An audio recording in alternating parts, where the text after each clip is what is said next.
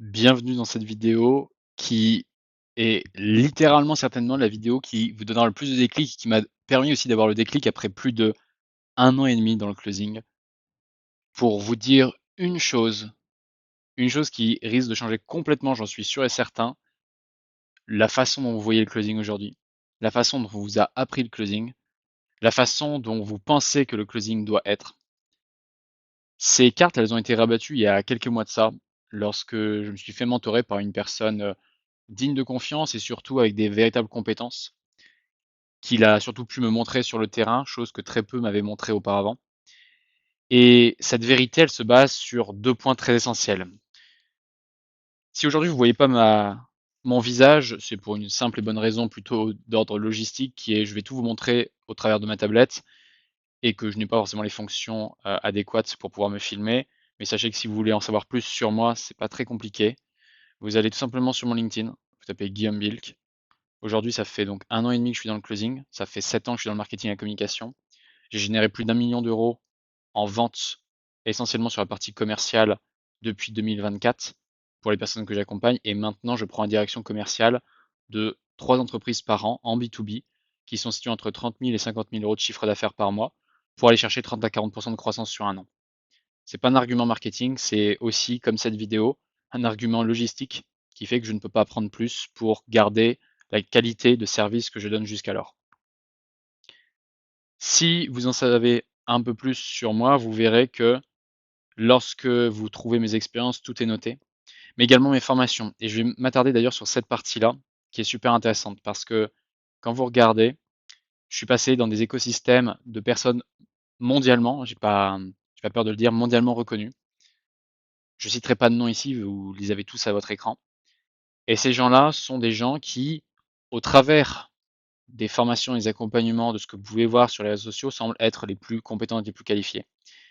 Et aujourd'hui, je vais le dire, et ça risque de faire froid dans le dos à tous ceux qui ont peut-être suivi ces formations, on vous a menti. On vous a menti littéralement sur ce qu'est le closing. Pourquoi? Pour plusieurs raisons qu'on va évoquer maintenant.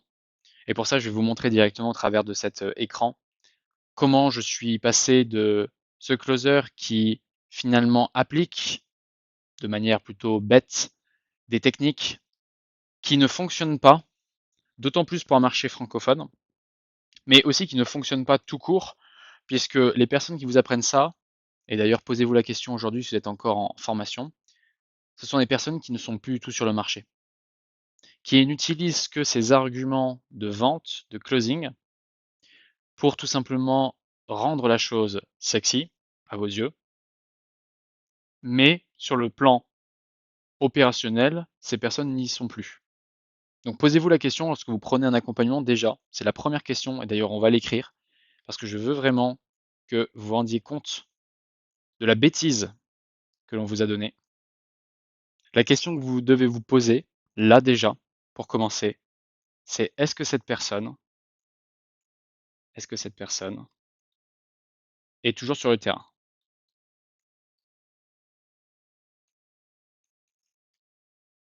C'est la première question que vous devez vous poser.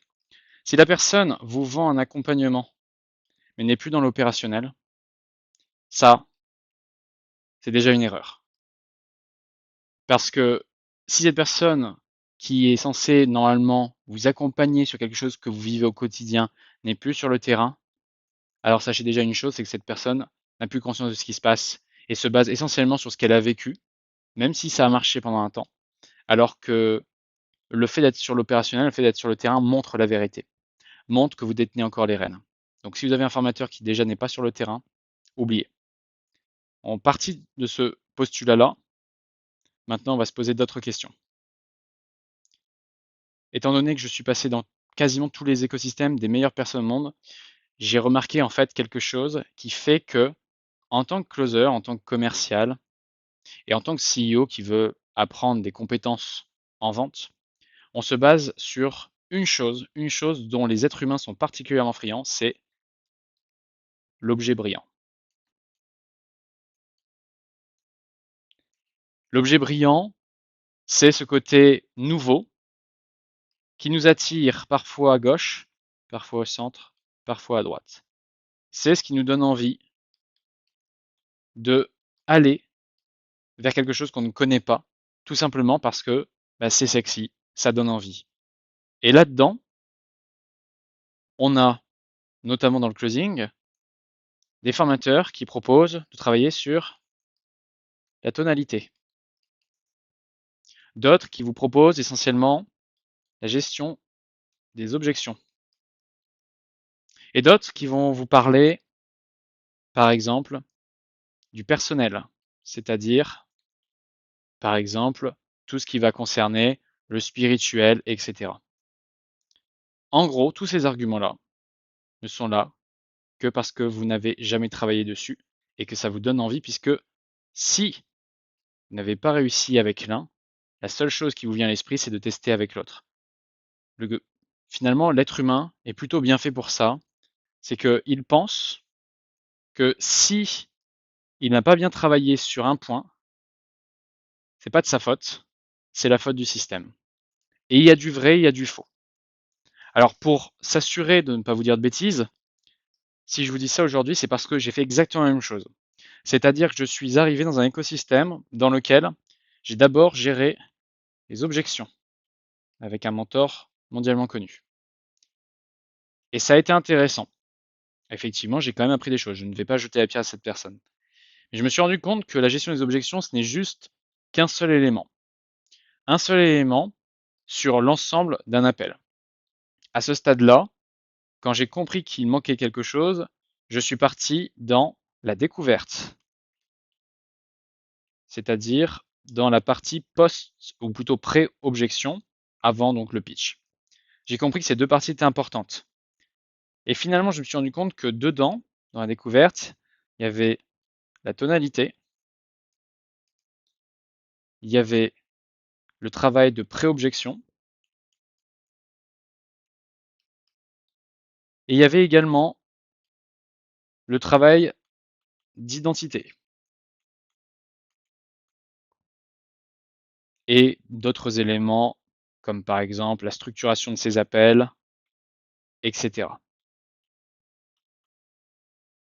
Le problème de tout ça, c'est qu'on fait naviguer le commercial, on m'a fait naviguer dans des éléments qui, littéralement, m'ont amené à finalement très peu de résultats significatifs ou surtout très peu d'améliorations significatives.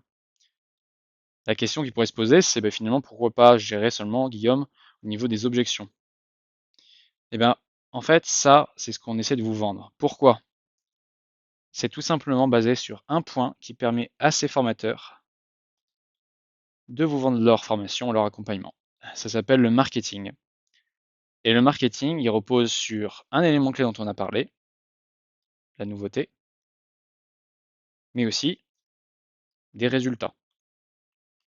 Et c'est vrai, il y en a. C'est pour ça que je ne jette pas la pierre à aucun de ces formateurs. Le fait est, c'est que ces résultats sont corrélés sur des facteurs qu'on va voir après. Ces facteurs sont déterminants pour un closer, pour lui permettre de vivre, mais aussi pour vous permettre, vous, si vous êtes CEO et que vous regardez cette vidéo, de vous amener à des résultats. Ces facteurs, on va en parler après. Et ce marketing, donc, comme il se joue sur la nouveauté, il va se jouer sur des arguments qui sont contraires, tout simplement, aux autres. Donc, si l'un parle de tonalité, l'autre va devoir parler de gestion d'objection. Le troisième parlera peut-être de travail personnel. Et un autre parlera plutôt de structure. Et pourquoi pas, et on le verra certainement dans le futur, une personne parlera d'un autre élément. Mais le problème de tout ça, c'est que c'est pareil, c'est qu'on est en train de nous vendre une features, un élément complémentaire, et on ne nous apprend pas la base. Et dans cette vidéo, vous allez apprendre en une simple fiche, qui peut-être même d'ailleurs va vous surprendre, c'est quoi finalement le closing et comment ça fonctionne réellement. J'ai pris une journée à me remettre en question sur cela, et ça a vraiment changé beaucoup de choses par rapport à ce que je pensais. Et pourtant, c'est devenu beaucoup plus simple maintenant. Maintenant qu'on s'est basé sur ce postulat que chaque formateur, chaque accompagnant est toujours là pour vous vendre finalement l'argument supplémentaire qui fait que vous n'êtes pas assez compétent selon vous sur le closing, on va jouer aussi sur un autre point qui, pareil, est du marketing.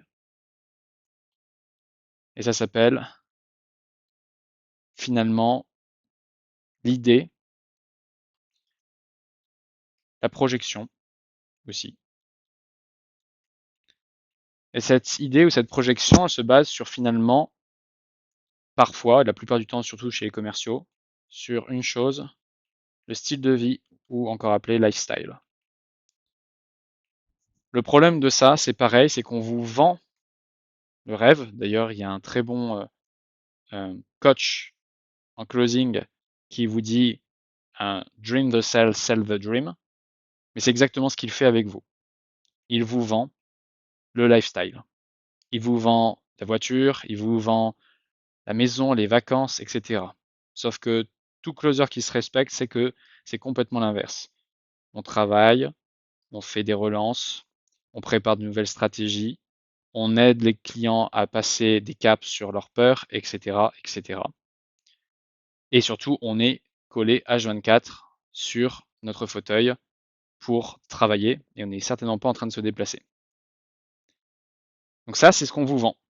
C'est littéralement ce qu'on vous vend.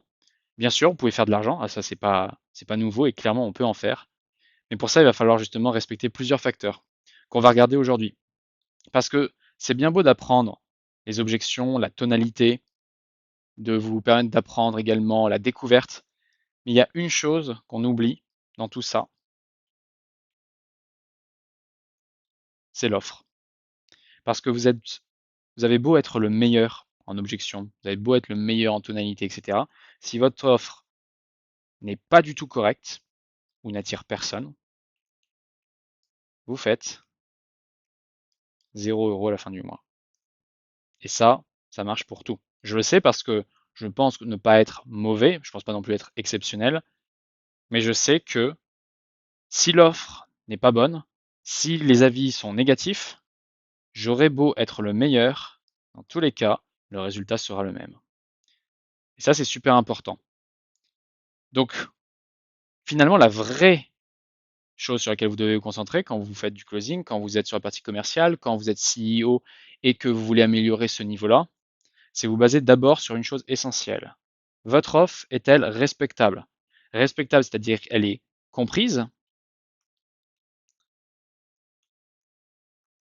mais elle est aussi aimée, et dans le sens, elle est appréciée par vos clients.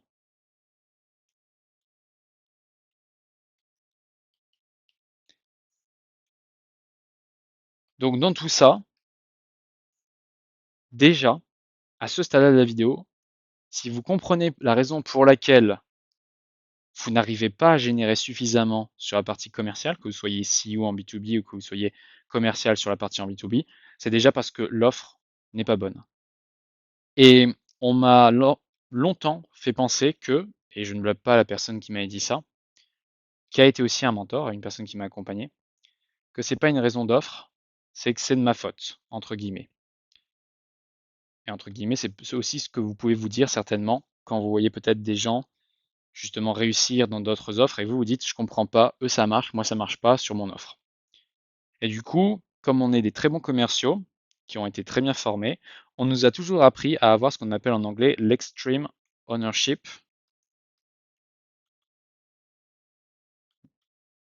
Et cet extreme ownership, en fait, nous amène à se dire à chaque fois, c'est de ma faute, c'est ma responsabilité. C'est à cause de moi si ça ne close pas. Mais la réalité, c'est plutôt l'inverse. C'est si votre offre n'est pas aimée, n'est pas comprise, vous pouvez faire tout le travail que vous voulez en tant que closer, ça ne fonctionnera pas. La réalité, que je préfère nuancer, c'est que il y a 50% de responsabilité pour le closer, 50% de responsabilité sur le CEO, l'offre. Bien sûr, ça se modèle, mais ça vous permet de savoir que vous n'êtes pas entièrement responsable parce que derrière, il y a une partie qui doit bien être faite.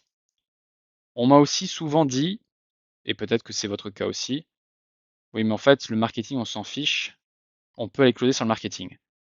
Ça, c'est vrai et c'est faux à la fois. La réalité de tout ça, c'est quoi?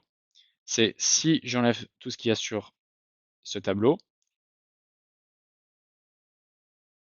la problématique principale, c'est que si le marketing, le système, la structuration pour ramener jusqu'en rendez-vous et post-rendez-vous n'est pas bonne, et je sais pour être passé sur des pôles vente suffisamment, ça ne changera rien pour le commercial. Je vous donne un exemple. Vous êtes cette personne qui attend son prospect en rendez-vous.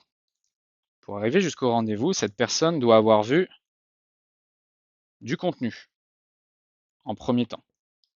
Elle doit être forcément passée par ce contenu, via les publicités, via l'organique, via potentiellement des relances en setting, etc.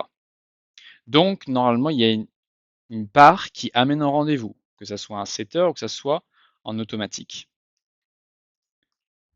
Ce setter doit l'avoir qualifié, préqualifié et surtout s'assurer que la personne est suffisamment consciente de ce que l'on fait pour éviter que ce closer, vous en l'occurrence, ne passiez du temps, c'est-à-dire 1 heure, à éduquer au lieu de faire une vente. Et je dis ça parce que ça m'est arrivé également sur des pôles sur lesquels justement il n'y avait pas de contenu. Les setters faisaient n'importe quoi.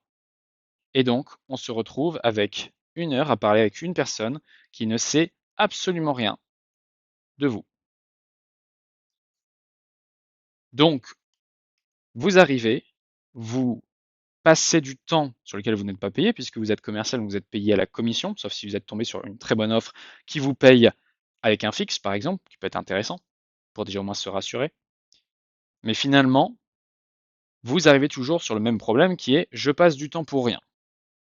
L'objectif du commercial, je le rappelle, si on prend vraiment sur l'attitude closer pure, mais on pourrait même parler pour le setter, c'est d'amener un certain niveau de conscience la personne pour s'assurer qu'il vous considère comme une personne que vous pouvez aider. Donc, il y a un respect mutuel qui doit se créer. Mais pour créer ce respect mutuel, il faut d'abord créer, et c'est exactement le rôle du setter, du contenu, tout ce qui est amené avant, de la confiance. Il y a des gens qui peuvent justement ressentir de la confiance rien qu'en un appel. Mais combien à côté, combien de prospects sont réellement dans un état de confiance? Combien vous diront, s'il n'y a pas de contenu, s'il n'y a pas de setter, une objection type comme je ne prends pas de décision sur l'instant, etc. Tout simplement parce que la confiance n'est pas encore créée. Et c'est tout le but de ce qui est créé auparavant. Le contenu, le travail du setter, le nurturing, etc. Tout ça doit amener à, tout simplement, si vous connaissez, normalement, je parle avec des gens qui font déjà du chiffre d'affaires, vous parlez à une personne qui doit élever son niveau de conscience. C'est-à-dire, pour arriver, entre guillemets, à la vente, la personne doit avoir conscience de sa situation, conscience de son problème, conscience de la solution, conscience que vous êtes la solution. Si cette personne ne passe pas par ces étapes, vous savez déjà que ce sera difficile d'avoir une vente. Et c'est bien ça le problème aujourd'hui. On fait penser sur le closing qu'on peut faire passer une personne de situation A, ici, à directement situation Z. Sauf que ça peut arriver pour certaines personnes qui ont d'un coup réellement une prise de conscience, mais sauf que vous parlez des êtres humains, et les êtres humains n'ont pas le même niveau intellectuel que d'autres. Et ça, personne ne le prend en considération. Ce sont des êtres humains tous différents, et chacun a son niveau d'interprétation, son niveau de conscience, son niveau intellectuel, qui, parfois, l'amènera à ne pas prendre une décision sur l'instant. Et c'est exactement la raison pour laquelle, après, je vais vous montrer quel est le système le plus simple à mettre en place sur un appel de closing, qui va même rabattre les cartes complètement de votre interprétation sur les appels et sur finalement ce qu'est un véritable process de vente. Revenons-en aux moutons. On a donc compris là déjà que les formateurs, qui ne sont plus dans l'opérationnel au passage, vous vendent du marketing. Ce qui est assez paradoxal pour des commerciaux. Ils vous vendent du marketing. Ils vous vendent quand même des résultats, puisque certains en ont. Mais finalement, et c'est là on en revient au point numéro 1, les résultats sont corrélés à 50-50 entre offre et 50% commercial. Dans tout ça, il y a une chose importante aussi à prendre en considération. C'est que le 50-50 n'est pas vraiment du 50-50. C'est une image pour vous faciliter la compréhension. Mais la réalité, c'est qu'on est plutôt aux alentours de 80%, je dirais, et 20%. Pareil, c'est une estimation hypothétique, ce n'est pas la vérité. Et comme toutes les vidéos que je vous ferai par la suite, ne prenez pas ça pour acquis, voyez-le directement via le terrain. Ce que je vous partage, ce sont vraiment des choses issues du terrain. C'est des choses que j'ai pu vivre par essai-erreur. Et donc la réalité de tout ça, c'est que parfois, et j'en ai fait les frais également, c'est pour ça aussi qu'aujourd'hui je me permets de faire cette vidéo, c'est que vous avez parfois des closers qui se forment, qui arrivent dans un écosystème où l'offre est excellente, ou tout du moins elle est attirante. On va commencer par ça parce que pareil, ça pourrait être le sujet d'une autre vidéo, où finalement elle paraît attirante mais derrière il n'y a rien. L'offre est excellente, le marketing est bien fait également. Vous n'avez pas besoin d'être extrêmement bon au niveau compétences, et pourtant vous récupérez beaucoup, beaucoup de cash. Pareil, je ne vais pas citer d'exemple, mais je connais des gens à l'appel qui sont sur des écosystèmes, qui ont un niveau de compétence qui selon moi est juste correct, moyen, passable, et qui se font parfois plus de cash que des personnes qui sont excellentes sur une offre pourrie.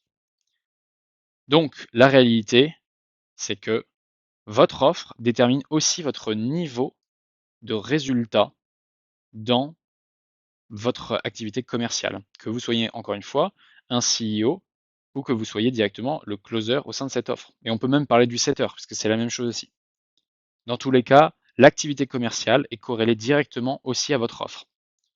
Et c'est pour ça que je martellerai toujours sur peut-être un grand nombre de mes vidéos, l'offre est à travailler en priorité, avant de lancer les commerciaux dans une guerre effrénée qui ne sert strictement à rien si ce n'est à s'époumoner. Maintenant qu'on sait que derrière tout cela, et je pense que vous reconnaissez si vous regardez cette vidéo, vous travaillez, vous vous acharnez, vous voyez des concurrents réussir mieux que vous et il vous semble moins correct que vous sur la délivrabilité client. Je ne vais pas citer d'exemple, j'en connais encore une fois l'appel. Et potentiellement avec des commerciaux qui sont vraiment pas incroyables et qui vendent et qui vantent aussi monts et merveilles. Donc la réalité de tout ça, c'est que le closing se forme d'abord sur cette offre.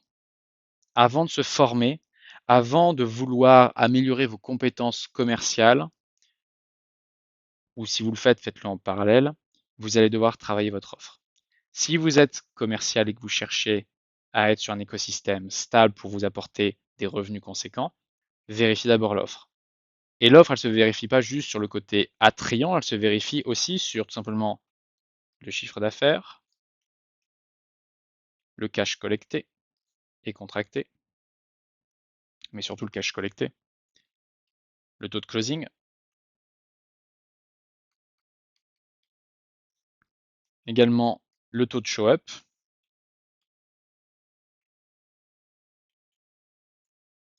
et sur d'autres métriques qui parfois sont nécessaires en fonction des écosystèmes. Ça peut être par exemple les pertes réelles, c'est-à-dire combien de cash a été perdu jusqu'alors et pour quelles raisons. Donc souvent on va aller chercher la raison sous-jacente. On va aussi parfois aller chercher sur le taux d'offres présentées, ça c'est super intéressant aussi. Parce que si par exemple votre closer ne présente aucune offre, c'est qu'il peut y avoir un problème de qualification ou un problème de compétence. qui peut parfois être caché derrière le closer. Ça, ce sont juste quelques KPI, et on pourrait même parler aussi du taux, du coût par lead, ou alors même du coût par appel booké, du coût aussi par client. Donc tout ça, ce sont des métriques que vous devez connaître. C'est-à-dire, vous êtes CEO aujourd'hui, si je viens dans votre écosystème, je vais vous poser exactement toutes ces questions-là que vous voyez à l'écran. Pourquoi? Parce que ça permettra de m'assurer que je puisse vous aider. Si je vois des métriques qui ne me correspondent pas ou qui me semblent très dangereuses, je me permettrai de ne même pas vous aider. Et on ne collaborera pas. Mais pour celui qui est commercial, c'est pareil, il doit vérifier ses métriques. Donc l'offre, c'est le plus important. J'ai même pas d'ailleurs parlé aussi du nombre de rendez-vous par semaine, etc. Donc compte tenu de tout ça, si vous suivez mon raisonnement, l'offre est l'élément majeur qui impacte directement la partie commerciale. La partie commerciale n'a pas besoin de s'entraîner à de nouvelles tactiques marketing comme la tonalité, comme la gestion des objections, etc., tant que l'offre n'est pas travaillée. C'est beau pour l'ego, c'est beau pour le branding que vous apportez sur votre Instagram quand vous montrez que vous savez gérer une objection, mais ça ne fait en aucun cas le cash que vous allez générer pour l'entreprise ou pour vous. Donc les tactiques, c'est la deuxième partie, entre guillemets. Et encore, je ne vais même pas mettre tactique parce que pour moi, c'est un terme qui fait trop marketing. On va plutôt dire des stratégies, des processus. Et donc, en troisième partie, vous allez donc devoir travailler sur l'optimisation tout simplement de ce processus et travailler donc sur les parties annexes comme par exemple l'acquisition, parce qu'aujourd'hui un commercial selon moi n'est pas là que pour attendre un rendez-vous, mais il doit être là aussi pour vérifier ce qui ne va pas en back-end. Donc c'est optimisation, on va dire, du back-end. Et parce que comme il est sur le terrain, il sait exactement ce que peut être le problème. Et c'est en remontant au CEO qu'on va pouvoir optimiser à nouveau l'offre et les processus. On commence par l'offre, on vérifie en même temps les processus commerciaux, on optimise le back-end en fonction des résultats, et on revient à nouveau, et on optimise, on optimise. Déjà à ce stade-là, je pense que pour beaucoup d'entre vous, ça commence à faire sens. N'hésitez pas à me poser des questions d'ailleurs aussi sur mes réseaux sociaux, ou même directement sur cette chaîne YouTube, pour que vous puissiez avoir le maximum de compréhension. Si quelque chose n'a pas été clair, avec grand plaisir pour vous répondre. Maintenant, venons-en au dernier point pour tous les CEO et également pour tous les commerciaux qui vont travailler sur une offre. La grosse problématique, et vous allez voir, c'est un schéma que je fais à chaque fois, à chaque personne que je coach et que j'accompagne, c'est qu'on vous a appris dans le closing que vous devez faire passer le prospect d'un point A à un point Z. Et pour faire passer le prospect du point A au point Z, on veut l'amener à ressentir ses problèmes, les objectifs, les solutions testées, également, parfois on va rajouter un peu de stratégie, puis également on va commencer à labeller, c'est-à-dire créer finalement une image identitaire chez la personne, puis ensuite on va continuer avec le coût de l'inaction, puis ensuite on peut même aggraver ce coût de l'inaction par des pertes suivantes, puis ensuite on projette avec du future pacing, puis ensuite on va à nouveau vérifier son niveau d'engagement, puis ensuite on va pitcher, puis ensuite on va lui demander de se justifier, puis ensuite potentiellement on retravaille quelques objections avant même le prix, puis on lâche le prix, puis ensuite on gère les objections, puis ensuite on part à droite et à gauche, etc., etc. On fait des tours en rond. Bref, le schéma vous montre que c'est un peu finalement une surcouche d'informations à ajouter pour un prospect qui veut aller seulement du point A au point Z. On en revient quand même à la base. Le prospect veut passer de j'ai une solution dans laquelle j'ai une problématique à Z, j'ai la solution et je passe à l'action. Ce que je veux vous montrer aujourd'hui, qui va potentiellement faire l'objet de vidéos par la suite, c'est que vous n'avez pas à faire ces stratégies en travaillant sur votre tonalité, votre gestion des objections, ainsi que potentiellement la découverte et le travail identitaire personnel parce que finalement vous attirez essentiellement des prospects qui vous ressemblent, donc il faut que vous travaillez sur vous, etc. jusqu'à arriver à ce point Z. Ce n'est pas étonnant si vous n'arrivez pas à vos résultats, vous devenez juste tout simplement une machine qui essaye tant bien que mal de se débrouiller. La réalité, elle est plus simple que ça, et vous allez voir, c'est vraiment, quand vous apprenez ça et vous allez comprendre ça, tout va changer pour vous. Vous n'avez juste besoin que d'apprendre deux choses. Une, deux. La première chose, c'est la logique. Et là, vous devez certainement soit rigoler, soit vous êtes en train de vous dire, oh, il y a quelque chose là. Et vous devez apprendre ce qu'est la peur. C'est tout ce dont vous avez besoin aujourd'hui pour aider une personne à prendre une bonne décision. Et la logique, ça passe par des points dont on parlera certainement plus tard et que j'apprends également aux personnes que j'accompagne. Cette logique et ces peurs sont exactement les deux éléments principaux que vous devez apprendre. C'est tout. Avant de vous engager sur de la tonalité, de la gestion d'objections avec des recadrages qui vous sont donnés dans un document PDF, etc., etc., vous devez apprendre la logique. Et donc, dans la logique, je vais rajouter un petit élément pour que vous puissiez déjà voir à quoi ça correspond. Ce sont les incohérences de votre prospect, donc de votre futur client. Parce que s'il n'est pas arrivé au point Z alors qu'il est au point A, mais qu'il veut véritablement le point Z, potentiellement, il y a une incohérence. Comment ça se fait qu'il n'est pas arrivé seul au point Z? Et ça, c'est ce qu'on essaie de comprendre. On cherche ces incohérences, qu'elles soient d'ordre logistique ou d'ordre personnel. C'est tout ce dont vous avez besoin de savoir. À partir du moment où vous travaillez sur les incohérences, vous travaillez sur son identité et vous l'amenez à prendre conscience que s'il continue à faire exactement la même chose, il n'arrivera pas à ses résultats. Et l'intérêt, c'est de le faire basculer à Z. Mais le problème de tout ça, c'est que si elle avait juste besoin de ça, elle l'aurait fait également seule. Et c'est pour ça que derrière se cache la peur ou les peurs. Et ces peurs, pareil, elles se travaillent, elles se comprennent. C'est tout ce dont vous avez besoin de savoir.